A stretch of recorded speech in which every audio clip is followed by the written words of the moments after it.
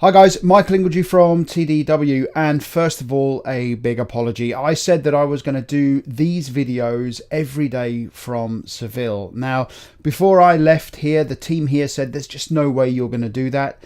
I said, yes, I will, just watch me. And they were right. Unfortunately, when I got to Seville, there was that many people that wanted to speak to me and pick my brains on a few things that every time I went to try and do these videos, the time just wasn't there. So what I decided to do kind of Thursday morning, Wednesday evening was, look, I'll take all my notes, of which I've got hundreds, and then when I get back, I'll break this down into a lot of short, sharp videos that you can then choose which ones you want to watch. So first of all, the event was in Seville, and I've already done a day one review. So if you haven't seen that, head on over to YouTube or our website and have a look at that. Now, the event was held in Seville and it was hosted this year by Airbus. Now, the problem with that is that there was an awful lot of Airbus people there. And kind of when you look through that, the actual number of other companies representative of the organization was not massive, but there was a lot of people there. Now, what was great is that I bumped into a load of old friends, a load of old colleagues, and a load of old customers. And thank you to all of you who did come up to me and thank me for putting together these videos and putting together the magazine and the tutorials. When I started TDW, I could see there was a need for this kind of independent, agnostic advice center for us involved in tech data. So I'm glad it resonates with you, and I'm glad you like the tutorials and the videos that we're putting together. But what about Seville? What happened in Seville?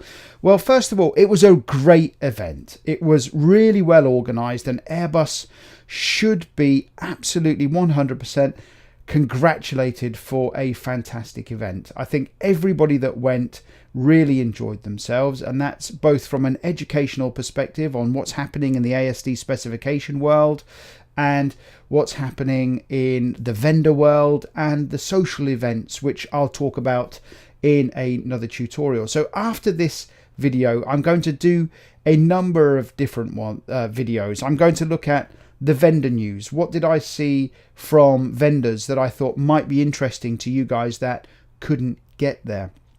I'm going to look at the main messages that I took from the presentations. And for a bit of fun, I'm going to look at the best giveaways that I saw at the event from the vendors. And I know a load of you asked me to bring them back and show them on camera. Unfortunately, there's only so much I can carry, but those of you that I didn't bring your giveaways back, I will show a photo or point to your website. And I'm going to break these down into short, sharp videos so that you can decide which ones you want to have a look at. I know a number of you saw the photos that I took and you wanted photos of yourselves, or you wanted photos of your booths, or you wanted photos of your presenters that I took pictures of. If you want those, we're going to make a gallery on S1000DWorld.com. Go over, have a look, and you can have a look at how you can get access to those images, and you can download for your personal use, or if you want them for your corporate use, then please get in touch with us.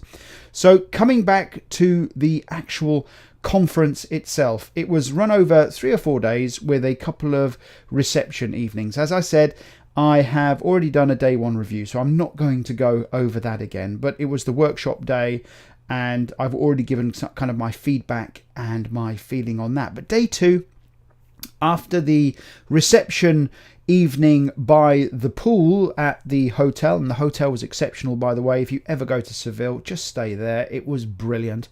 And the reception evening was great because lots of old faces, and it was kind of a ease yourself into a few days of quite intensive learning. And the old faces that were there, old customers that were there, it was nice having a few drinks by the pool, a couple of people networking and asking for advice on a few things. But in general, it was light discussion. But the next day, day two, was where it really started.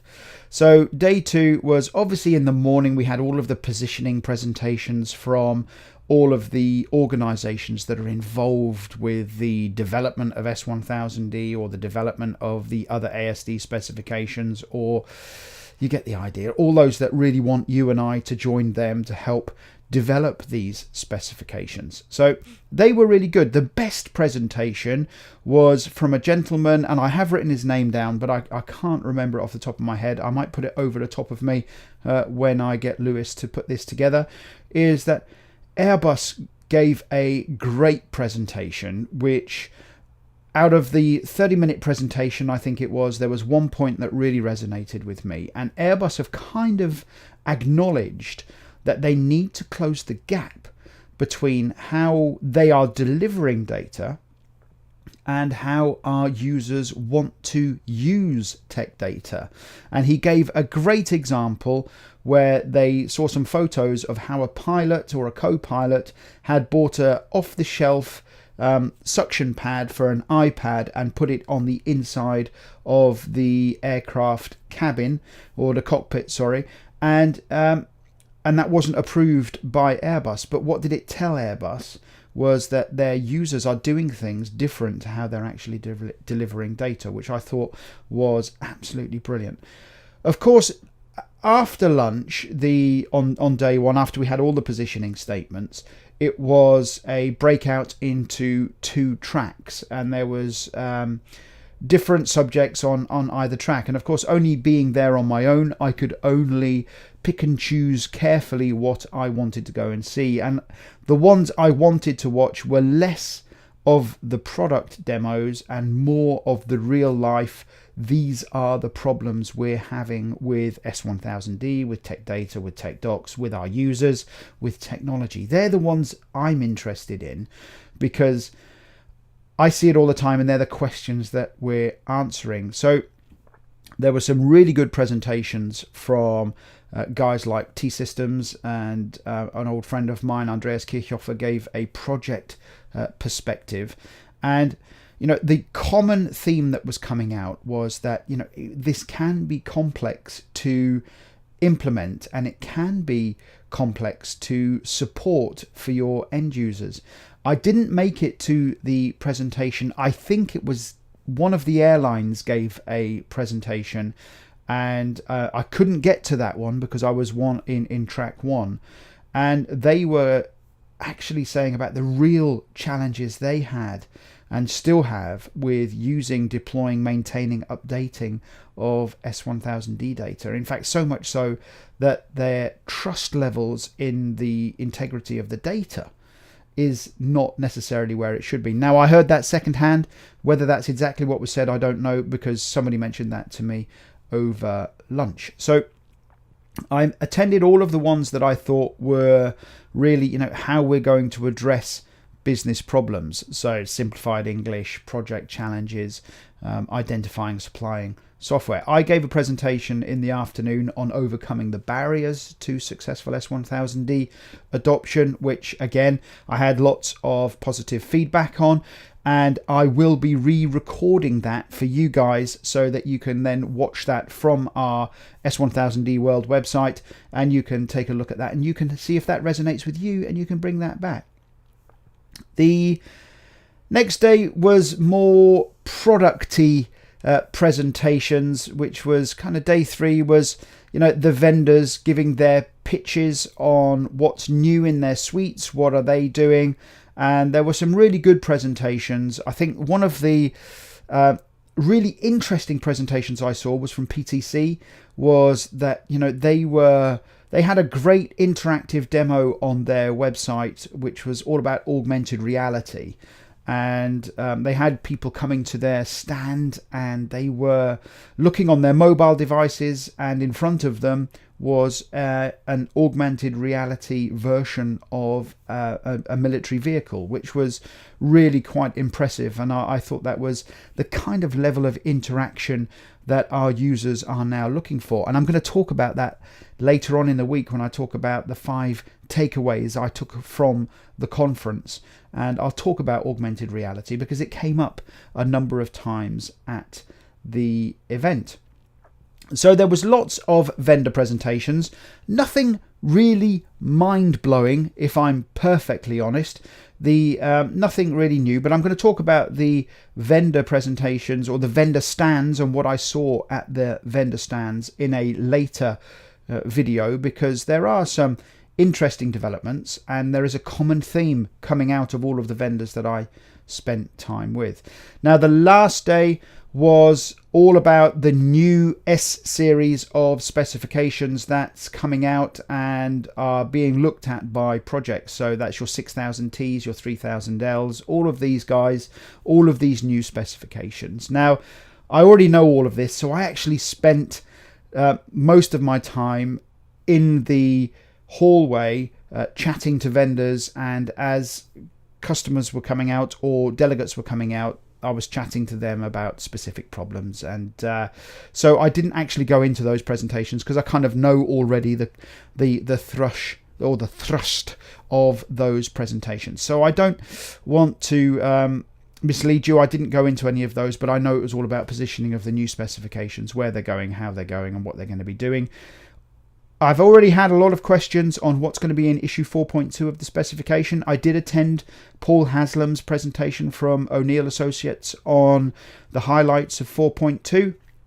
I'm going to do a separate tutorial or separate video on that, purely because there was quite a lot of information that Paul gave to the audience. So there are lots of interesting things.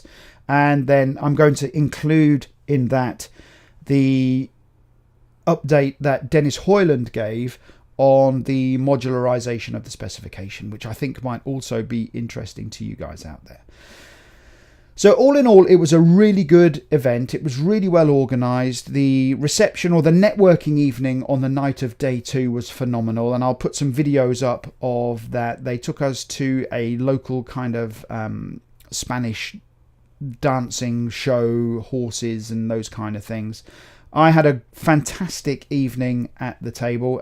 Sat with a couple of Japanese gentlemen, a guy from I think you were from the Belgique Defence, and Victoria and Eva sat with you guys. I sat with Philippe from Antea and Adrian from Mekon. We sat around the table, had a wonderful evening, good chat, good laugh, and it was good fun. A couple of rumours that have come out of the conference this year is that they've already set the date for next year, so they're going to do something in Amsterdam, and we're already looking at, the logistics of getting there, and should we be presenting there. I may even think about putting up a TDW table.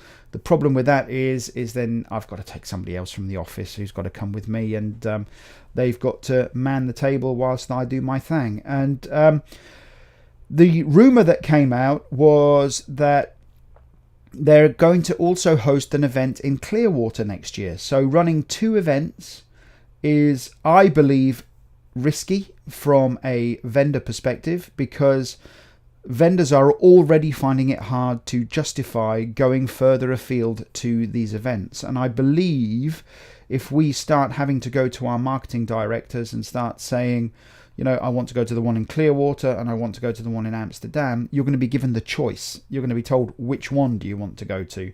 And if you're stateside, it'll be Clearwater. And if you're Europe, it'll be Amsterdam. So that's a rumor right now. I was told it by somebody who's involved on the steering committee, so I guess it's a pretty solid rumor.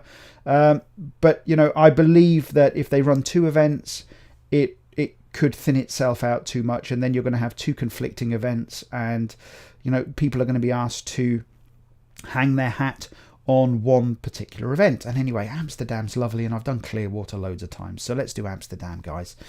The event, in summary, was absolutely brilliant. Again, I think that there was a lot of Airbus people there. I'll talk about the vendor feedback later on in the week. They said that they were concerned that there was a lack of users there, but there was more of the drivers behind the specification there. But there were some good people at the event, and it was exceptionally well organized, and it was a real high-grade professional event. So Airbus should be really congratulated for hosting that event and doing that. If you've never been to Seville, go. It is just a stunning, beautiful place. And if you need somewhere nice to stay with your partner, your lover, your friend, or whoever, stay at that hotel. It is stunning, and it was real lovely. It was well, I got back, I actually said to Claire that I would love to move to Seville. So if anyone wants to help me out, canvass Claire. Tell her that moving to Spain wouldn't be such a bad idea, because she just won't entertain the idea. But I would go in a heartbeat to Seville. I would move there, no problem at all. Anyway, that's the summary. Over the next couple of days, I will do a few more videos in between, making sure the magazine's ready to go to the publishers by the end of the week. And we will have an article on Seville in the magazine, so you can order your magazine online now via our website. If you want to download some of the pictures or look at some of the pictures for your personal use, have a look on s1000dworld.com. We are going to upload the gallery over the next few days. Now, if you have any questions, if you were in Seville, I would be interested to hear your comments, your feedback on the event. I did get a great message through saying who needs to go to these events when we've got you there, because you're doing all the videos and the tutorials. That's great. If you can get to these events and you can persuade your organization to get you to these events, it makes sense. They are good, solid events. And I'll see some of you, I'm sure, at TDW Live later this year, or if not, I'll see you in Amsterdam.